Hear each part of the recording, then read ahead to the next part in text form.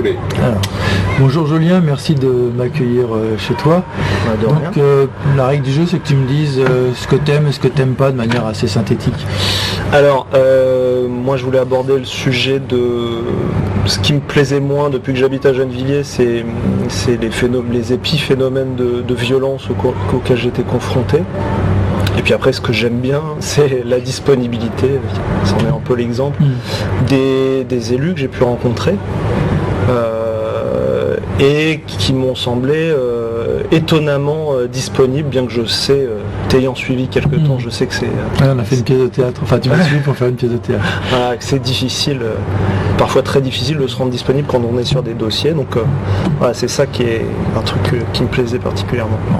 Et sinon, maintenant on passe au avis, critiques, questions de ce que tu souhaiterais échanger.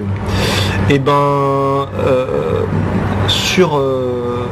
moi c'est la question de la démocratie participative sur laquelle je me questionne. Je vois passer beaucoup de choses sur des comités de quartier, des trucs comme ça, et c'est vrai que étant actif, c'est un truc auquel j'ai beaucoup de mal à prendre part, si tu veux.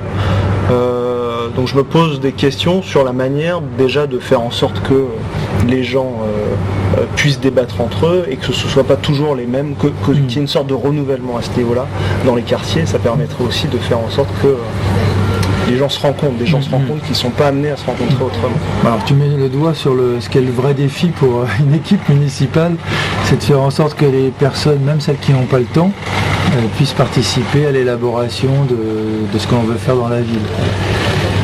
Donc pour moi il n'y a pas de recette toute faite. Mon expérience c'est que quand les gens ont quelque chose à dire et qu'ils leur tiennent à cœur, ils trouvent le temps.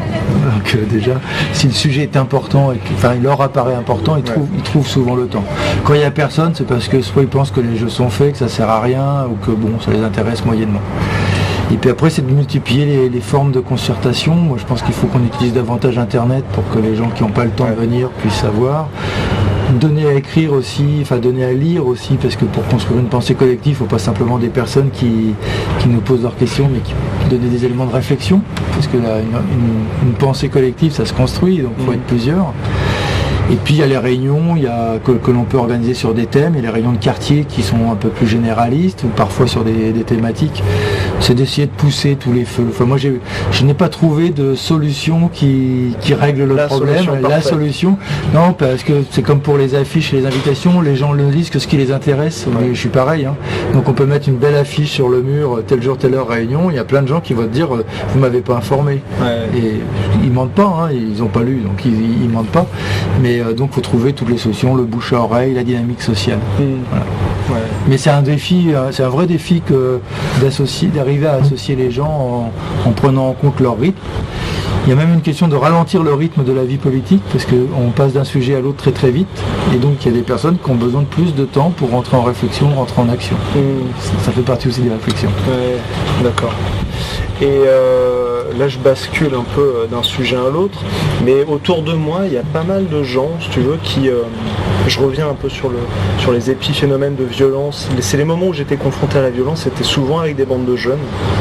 Pas moi personnellement, mais j'en ai été témoin. Et c'est des choses, je voulais savoir un peu qu'est-ce qui était lancé comme initiative, qu'est-ce qui se passait à ce niveau-là, parce que si tu veux, c'est le seul truc qui, dans le vivre ensemble à Gennevilliers, te ramène un peu à un truc où tu dis, oula, il y a encore des écarts, il y a encore un gap à passer. Alors, c'est ce qui est le plus terrible d'ailleurs, c'est que c'est des jeunes entre eux qui se ressemblent, qui sont les mêmes et qui s'autodétruisent, parce que ça peut aller très loin. Donc il y a plusieurs actions, il y a des actions avec la police, qui est d'essayer d'arrêter avant qu'il y ait RICS et violence extrêmement fort, ou après arrêter les responsables de RICS. Puis il y a des actions de prévention que l'on travaille avec le service jeunesse, le service pré-ado, etc. Par exemple là en ce moment il y a un cinéaste qui travaille avec les jeunes pour faire un film qui discute de ces phénomènes de violence. Et par exemple j'étais amené à rencontrer des jeunes qui se battaient pour discuter avec eux sur pourquoi, etc. continuer. Essayer de mobiliser les parents aussi. Par exemple en ce moment en Seine-Saint-Denis les parents sont... Moi j'étais en échec, c'est-à-dire que j'avais réussi à mobiliser les parents des Agnettes mais pas ceux des Grésillons. Par contre les jeunes des Grésillons étaient bien mobilisés et les jeunes des Agnettes n'étaient pas mobilisés pour se battre contre cette violence. Mais il faut y aller patiemment dans la durée, tenir. Et par exemple ce qui se passe en Seine-Saint-Denis est intéressant, c'est-à-dire qu'en ce sont les parents de deux quartiers différents qui se battent, mais qui se donnent la main pour arrêter ces violences, c'est important.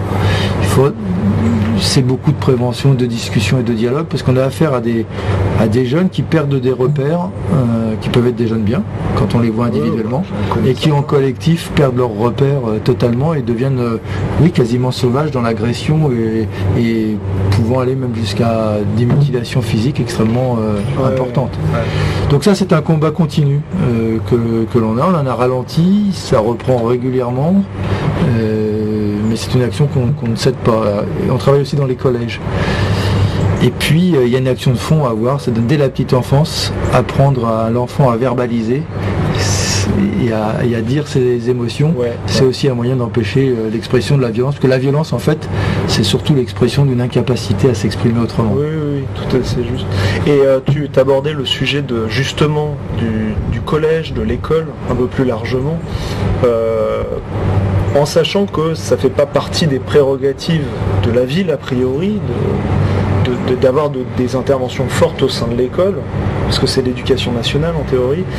C'est quoi les possibilités d'action d'une ville sur son école? Alors, d'abord, on laisse la liberté pédagogique aux enseignants. Il faut que ça le reste ainsi. Par contre, c'est d'essayer de mettre le meilleur de moyens pour qu'ils aient les meilleures conditions pour étudier et aussi pour les enfants. Donc par exemple, quand on nous demande de dédoubler les classes, on a mis les moyens, 1,2 million cette année, pour dédoubler les classes, avoir des classes à 12, là où c'était possible ou demandé. Après, c'est tous les moyens que l'on met en matériel pédagogique, en intervention culturelle, c'est-à-dire qu'il y a des actions culturelles payées par la ville que les enseignants utilisent. Pendant un moment, même l'inspection académique nous disait qu'on faisait trop d'offres par rapport à une capacité à absorber. Donc on travaille avec eux pour avoir une belle offre qui permet aux enfants de Gennevilliers, en lien avec les enseignants, là c'est nos moyens d'action. C'est aussi agir avec les enseignants et les parents pour que les moyens ne baissent pas, qu'on reste avec des effectifs bas dans les écoles de Gennevilliers, de faire en sorte aussi qu'on élève le niveau d'exigence de tout le monde, c'est-à-dire que nous on a un effort sur nos équipes éducatives, comme l'éducation nationale doit aussi continuer d'avoir des exigences sur le niveau de ses élèves et donc de ce qu'elle enseigne, mais aussi un niveau d'exigence des parents, c'est-à-dire de voir avec les parents, c'est pas parce qu'on est de milieu populaire qu'on doit échouer à l'école et que ça nous rende forcément en situation d'échec, c'est-à-dire qu'il faut donner l'envie d'apprendre, et ça c'est un élément important qu'on peut amener dans une dynamique sociale. Oui, d'accord. Et là, tu es en train de finir un premier mandat. Une des questions que je me posais, c'était est-ce que tu as des regrets, ou il y a quelque chose que, à ton sens, t'as pas fait comme tu voulais? J'ai beaucoup de regrets, forcément. T'as échoué, je sais pas. Un échec, c'est les temps d'activité périscolaire. J'ai le sentiment qu'on a donné le meilleur aux enfants de ce qu'on pouvait faire au moment actuel. Et le fait qu'on n'ait pas réussi à convaincre parents et enseignants qu'il ne fallait pas revenir à une semaine de 4 jours parce que ça détruisait ce phénomène, cette activité extrêmement importante, pour moi c'est un échec politique important, mais qui me fait réfléchir sur comment faire autrement et pour améliorer les choses. J'ai plein de regrets sur ma capacité à aider les gens individuellement, parce qu'on rencontre plein de gens qu'on aimerait pouvoir aider et qu'on n'arrive pas. Donc ça c'est des regrets importants. Puis après j'ai plein d'enthousiasme aussi de choses réussies, quand je rencontre des gens qu'on a aidés, des réalisations, même si on a raté l'étape, ce qu'on réinvestit dans les nappes sur le mercredi matin, c'est plutôt des belles réalisations. Donc en fait, la vie d'un maire, c'est fait de difficultés et puis de grandes joies aussi, de voir des gens qui vont bien, qui vont mieux. Une de mes grands plaisirs, c'est d'arriver à faire la démonstration qu'on peut changer une ville, l'améliorer sans virer les gens. Et de faire en sorte que couche moyenne et couche populaire, on a les mêmes intérêts. Ça, c'est vraiment mon pari que je poursuivrai sur le prochain mandat, si je suis réélu. Mais c'est aussi une joie, parce que de voir qu'on arrive à marquer le paysage politique dans la métropole en étant quasiment les seuls à vouloir faire ça. D'accord. Sur un volet plus culturel, parce que bon, c'est celui qui me touche de près, il y a à Gennevilliers, il y a souvent une tendance effectivement à ce qu'il y a quand même des moyens qui sont dévolus à beaucoup de choses. Et par exemple, il y a la culture du carnaval qui fait partie des gros événements qui sont organisés tous les 2 ans, c'est ça ? Oui, tous les 2 ans. Une question que je me posais, c'est sur un événement aussi gros, est-ce que ça vaut le coup de faire un événement ponctuel très gros et probablement très coûteux, ou est-ce qu'il ne vaudrait pas mieux utiliser cet argent pour faire multiplier les actions, peut-être plus de terrain, plus de proximité. Là, il y a pas mal de choix possibles, mais alors, sur les actions de terrain et de proximité, je ne sais pas si on pourra en faire plus que ce que l'on fait, parce qu'en fait, le carnaval ne mange pas l'argent du terrain et de la proximité. Si on regarde bien, ça mange, c'est sur l'idée, on ne met pas sur la fête de la ville tout le temps les mêmes moyens. Donc je ne crois pas que ça s'oppose. Si on était amené à faire ce choix, effectivement, la question pourrait se poser, parce que la quotidienneté et le terrain est plus important. Mais le grand événement est un moment...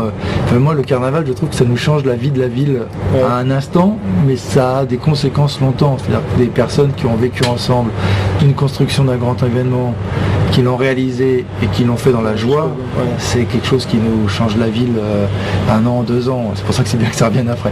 Mais notre budget je ne suis pas sûr qu'on soit en capacité de faire plus dans le quotidien en termes d'action. On a même un problème, je trouve qu'on a trop d'activités, donc on ne valorise pas assez ce que l'on fait toutes les semaines. Et qu'il y a des personnes qui n'arrivent plus à aller, qui ratent plein de choses, parce qu'il y a trop de choses en même temps. Donc c'est un équilibre difficile. Ça aussi, par exemple, c'est un équilibre difficile à tenir, de proposer beaucoup de choses, parce que plus il y a de choses, plus il y a de gens qui peuvent y participer, de ne pas faire en sorte que ce soit toujours les mêmes d'ailleurs. Le carnaval, à la différence des autres actions, c'est que là on sait que c'est pas toujours les mêmes, puisque l'ampleur de 10 000 personnes, c'est assez rare qu'il y ait 10 000 jeunes villois qui participent au même événement au même moment. C'est même, il n'y a que là. Donc c'est pour ça que ça se remplace pas trop en tant que tel. Et c'est ce que tu disais, il y a la coordination effectivement de tous les événements culturels qui sont... qui est compliqué, parce qu'il faut à la fois respecter l'indépendance des associations qui choisissent de leur date. Donc c'est pas à nous qui leur décidons, et puis nous qui avons des activités, donc il faut arriver à... Ça marche. Pour l'instant je suis en échec sur ça. Ça aussi c'est un échec de mon mandat. Arriver à bien coordonner ces activités, puis à mutualiser des choses. Parce qu'on pourrait mutualiser plus aussi. Sans dépenser plus d'argent, mutualiser. Voilà. Ok. Merci. De rien.